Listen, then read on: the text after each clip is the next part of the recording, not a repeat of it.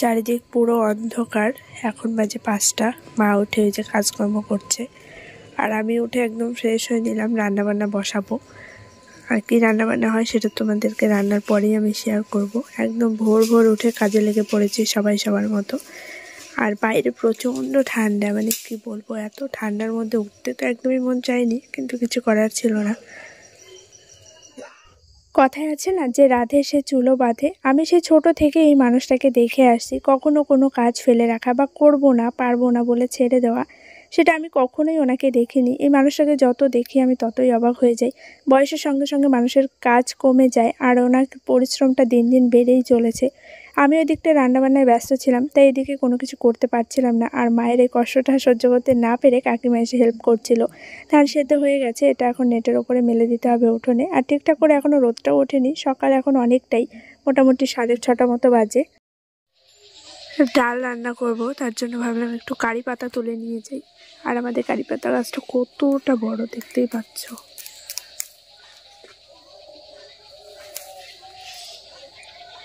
পুরো ডাল সমেত ছিঁড়ে চলে আসলো।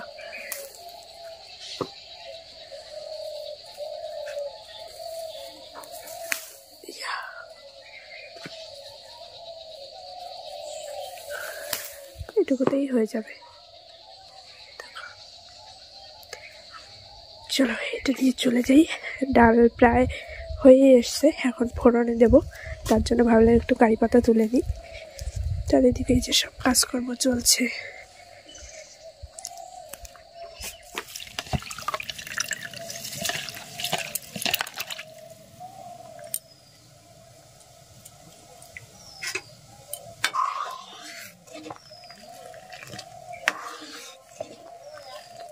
গুড মর্নিং ফ্রেন্ডস, কেমন আছো তোমরা? কমেন্ট করে অবশ্যই জানিও। সকাল সকাল রান্নাবান্না নিয়ে অনেক বেশি ব্যস্ত হয়ে পড়েছি। মা বাইরের দিকটা করছে, আর আমি এখন ডালটা রান্না করছি। তারপর পটল চিংড়ি করব। যে চিংড়িটা গতকাল কেনা হয়েছিল, আগের ব্লগে তোমরা দেখেছিলে, ওইটা রান্না করবে বলে রেখেছিল, কিন্তু পরে আর এই কাজবাজের ঝামেলায় রান্নাটা করা হয়নি। তো সেটা এখন আমি রান্না করব। আর ওইদিকে কারি পাতা দিয়ে ডালটা হয়ে এসছে, তো এটা নামিয়ে আর কি পটল চিংড়িটা বসিয়ে দেবো। আর এখন বাজে হচ্ছে ঠিক 6:20। চলো রান্নাটা ঝটপট করি। এই হচ্ছে কারি পাতার ডাল। এটা কিন্তু আমার বেশ ভালো লাগে। তোমরা কে কে খেয়েছো এইভাবে কমেন্টে অবশ্যই জানিও।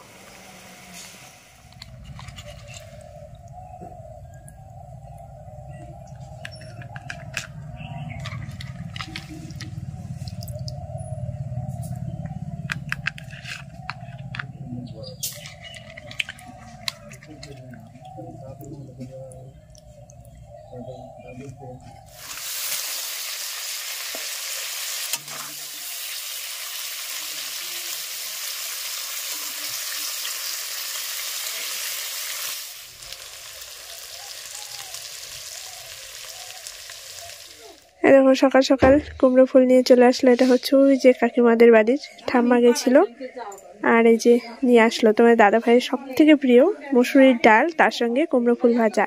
আর আমি তো ডালটা রান্না করেই নিয়েছি, তাই জন্য এখন কুমড়ো ফুলটাও ভাজা করবো। এই যে ঠাম্মা এটা বেছে দেবে। ওই যে গামলা আছে, এই যে একটা।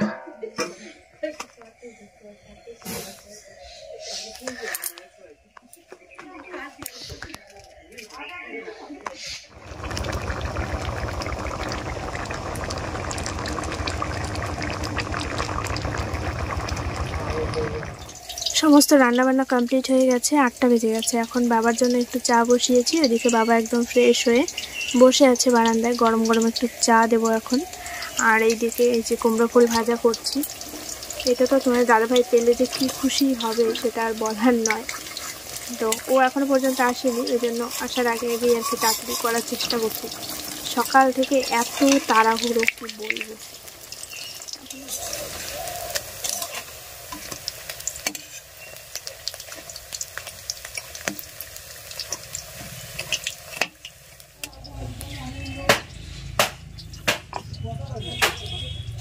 খাওয়ার সময় এখন ডিস্টার্ব করা যাবে না, বলো।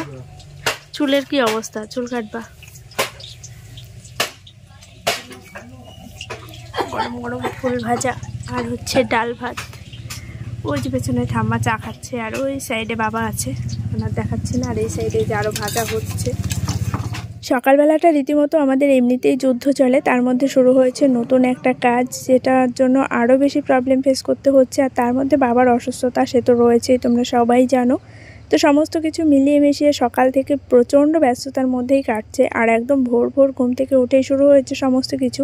তার মধ্যে আমার আজকে রয়েছে মিটিং, যেটা আরও একটা চাপ হয়ে গেছে। তো এখন 9:30 মতো বাজে, 10টার মধ্যে আমাকে স্নান করে রেডি হতে হবে, 10:30টার আগেই বাড়ি থেকে বেরিয়ে পড়বো।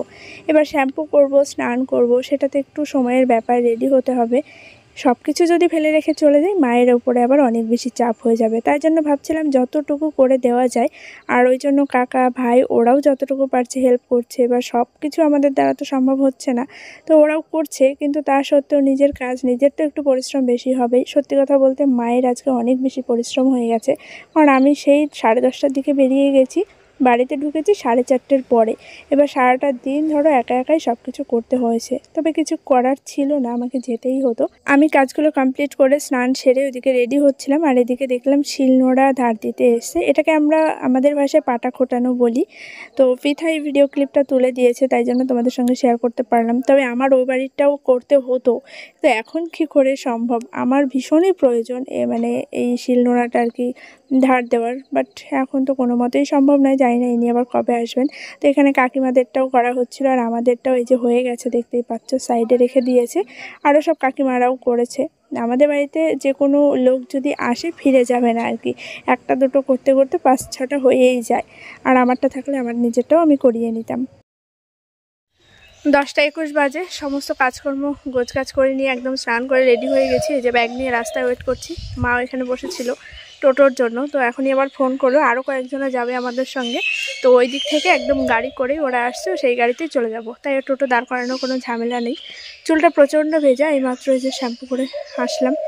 এভাবে একটু দাঁড়িয়ে থাকি, তারপর গাড়িতে ওঠার আগে ক্লিপ দিয়ে দেবো। এই যে ব্যাগের সঙ্গে ক্লিপটাও নিয়ে নিয়েছি।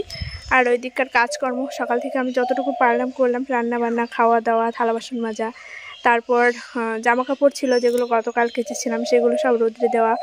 তো এগুলো করতে করতেই অনেকটা মানে ঝামেলার মধ্যে ছিলাম এতক্ষণ, ঠিক করে ব্লগ শ্যুট করা হয়নি। আর এখন যাচ্ছি আবার কাজে, সেখানে গিয়েও অনেকটা সময় আটকে থাকবো। আর কাজের জায়গায় ব্লগ তো সেভাবে করতে পারবো না, যদি সম্ভব হয় একটা ভিডিও ক্লিপ অবশ্যই নেব তোমাদের জন্য।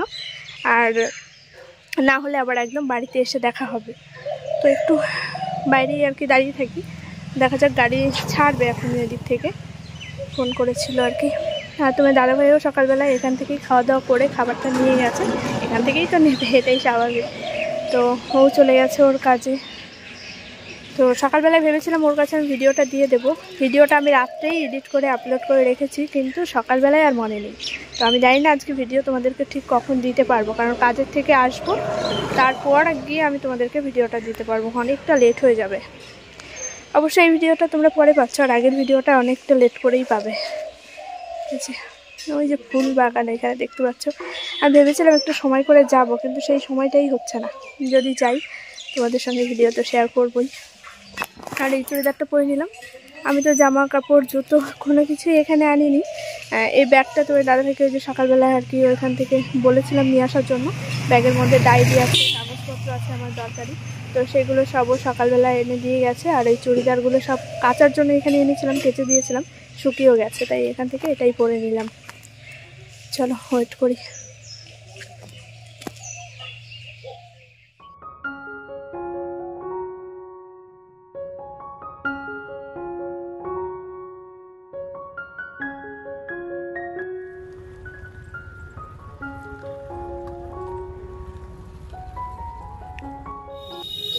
সন্ধে প্রায় লাগতেই যায়, আর এখন সবার জন্য করে নিলাম একটু লিকার চা। বাবাকে দেখতে এসছে একটা কাকু এবং কাকিমা, তো ওনাদের জন্যও করেছি, আর তার সঙ্গে আমরাও খাবো।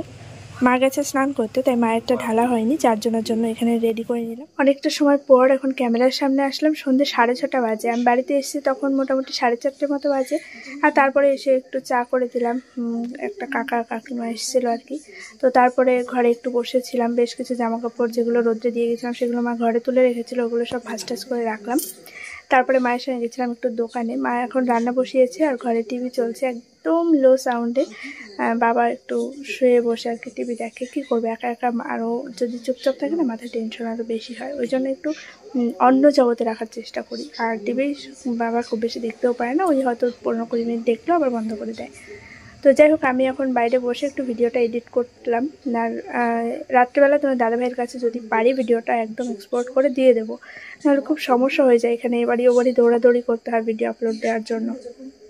আর সারাটা দিন আমি ক্যামেরার সামনে সেভাবে আসতে পারিনি। আজকের ভিডিওটা বিশেষ করে একদম ব্যাক ক্যামেরায় যতটুকু পেরেছি শ্যুট করেছি, তার কারণ সকালবেলা একবার ক্যামেরার সামনে এসেছিলাম বাড়ি থেকে বেরোনোর সময়, আর একদম কাজ শেষ করে বাড়ি ফিরেও যে ক্যামেরার সামনে আসবো সেই সময়টা আর হয়ে ওঠেনি। যাই হোক, এখন মা ওই যে ওইদিকে রান্না বসিয়েছে। রান্না বলতে শুধু সেদ্ধ ভাত হবে, সারাদিন একা একা ধান নিয়ে হুড়োহুড়ি করেছে।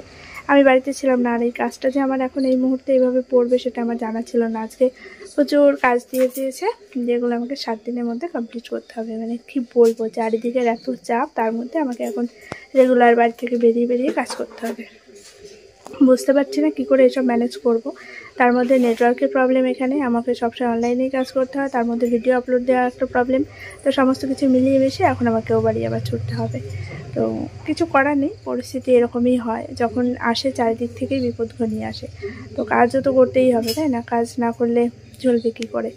দেখা যাক, এখানে আর একটা দিন হয়তো থাকবো, তারপরে আবার বাড়িতেও যাব, এখানেও আসবো, সব রকম আর কি করতে হবে, যেমনটা চলছিল আমার।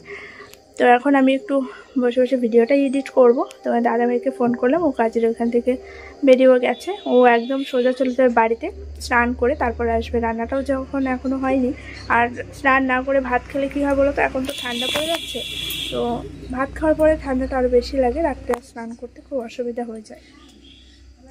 আমি বললাম তাহলে একবারে বাড়িতে চলে যাও, স্নান করে তারপরে এসে খাওয়া দাওয়া করে যেও। আর বেশ কিছু জামা কাপড় রয়েছে, সেই ব্যাগটাও ওর কাছে দিয়ে দেবো রাত্রে। তো জাস্ট খাওয়া দাওয়া করে আসলাম, এখন 9:30 মতো বাজে। ওই ঘরে সব গল্পের আসর বসিয়েছে, তোমার দাদা ভাই, আমার দাদা, আমার ভাই। তো আমি ওখানে ছিলাম এতক্ষণ পর্যন্ত, সবাই খাওয়া দাওয়া করলাম। অনেক কিছুই রান্নাবান্না হয়েছিল, আর সব খাওয়া দাওয়াও হয়ে গেছে। মার বাবার অনেক আগেই খাওয়া দাওয়া হয়ে গেছে। মার শরীরটা আজকে অনেকটাই খারাপ, তো ওষুধপত্র খেয়েছে, তবুও মাথা যন্ত্রণা কমছে না। সারাদিন একা একা বললাম না, অনেক কাজ করেছে, তো সেই জন্য চাপ হয়ে গেছে অনেকটাই। তো এসে শুয়ে পড়েছিল, আমি এইমাত্র যে মশারিটা টাঙিয়ে দিলাম, আর এই পাশে যে আমার বিছানাটাও করে নেব। মশারিটা ওইভাবেই রয়েছে, সারাদিন বাড়িতে ছিলাম না, সেজন্য সেভাবে গোছগাছও করা হয়নি। সব ওইগুলো সরিয়ে ওপরে আরও একটা বেড কভার পেতে তারপরে এখানে ঘুমাবো। তার কারণ এখানে মেশিনে কাজ করা হয়, তো তো সবসময় একদম পরিষ্কার বিছানার চাদর পাতা থাকলেও সেটা পরিষ্কার থাকে না, মাটির ঘর, ধুলোবালিটা একটু বেশিই হয়। আর এই বিছানায় তো কেউ থাকে না, আমি আসলেই থাকি। তো সেই জন্য আমি ওই যে হলুদ কালারের বেড কভারটা তুলেই রাখি, রাত্রে শোয়ার সময় পেতে। আর এই ভিডিওটা এখানেই আমি শেষ করব, কারণ এই ভিডিওটা আমাকে এখনই জাস্ট এক্সপোর্ট করে আবার তোমার দাদাভাইয়ের কাছে দিয়ে দিতে হবে। ও তো বাড়িতেও চলে যাবে, তো ওকে বললাম একটু বসো, আর না হলে আমাকে সকালবেলা আবার কার বাড়িতে ওয়াইফাই আছে সেখানে আবার দৌড়াতে হয়। আর সকালবেলা থেকে তো কাজের একটু ঝামেলা থাকেই। তবে আগামীকাল বুধবার, সকালে রান্নার ঝামেলাটা নেই, মা ধান সেদ্ধ করবে, সেখানে যাই হোক টুকটাক একটু হেল্প করব। আর রান্না তো আমিই করব, কিন্তু সকালবেলা ঘুম থেকে উঠে তো করতে হবে না। তো এই আর কি, আজকের মতো ভিডিওটা এখানেই এন্ড করছি। দেখা হচ্ছে আগামীকাল আবার একটু নতুন ব্লগের সঙ্গে। সবাই খুব ভালো থেকো, সুস্থ থেকো। আর তোমাদের যদি কোনো প্রশ্ন থাকে, যদি কিছু জানতে চাও, অবশ্যই আমাকে কমেন্টের মাধ্যমে জানাতে পারো। প্রত্যেকটা কমেন্টের একদম ধরে ধরে রিপ্লাই করব নেক্সট ভিডিওতে। চলো, টাটা।